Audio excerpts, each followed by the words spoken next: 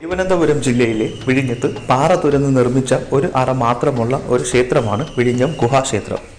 ഇതിനുള്ളിൽ വീണാധാര ദക്ഷിണാമൂർത്തിയുടെ പ്രതിമ സ്ഥാപിക്കപ്പെട്ടിട്ടുണ്ട്. വശങ്ങളിലായി ശിവന്റെയും പാർവതിയുടെയും രൂപം പുറത്തെ ഭിത്തിയിൽ കൊത്തിവച്ചിട്ടുമുണ്ട്.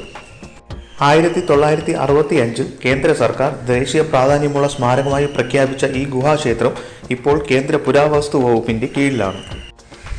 8-ാം നൂറ്റാണ്ടിൽ വിഴിഞ്ഞം ആസ്ഥാനമായി പ്രവർത്തിച്ചിരുന്ന ആയ രാജവംശം നിർമ്മിച്ച ക്ഷേത്രമായി ആണ് ഇതിനെ കണക്കാക്കുന്നത്. പുരാവസ്തു വകുപ്പ് സ്ഥാപിച്ചിട്ടുള്ള ഒരു താക്കീത് ബോർഡ് നമുക്കിവിടെ കാണാവുന്നതാണ്. പുരാവസ്തു വകുപ്പിന് കീഴിലായതുകൊണ്ട് തന്നെ ഈ സ്ഥലം കയ്യേറാനോ മറ്റ് നിർമ്മാണ പ്രവൃത്തികളോ ഒന്നും തന്നെ പാടില്ല എന്നുള്ള ഒരു താക്കീത് ബോർഡും അതിൻ്റെ കൂടെ ശിക്ഷാ നിയമവും എഴുതി വച്ചിട്ടുണ്ട്.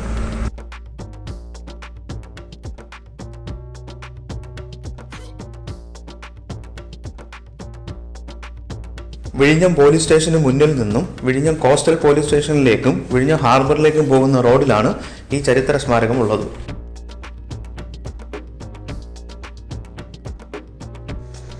ആയി രാജവംശ കാലത്ത് നിർമ്മിക്കപ്പെട്ട മറ്റൊരു ക്ഷേത്രം കൂടി ഇതിനടുത്തായി ഉണ്ട്. തകർന്ന് കാടുമൂടിയ നിലയിലാണ് ഇന്ന് അത് കാണപ്പെടുന്നത്.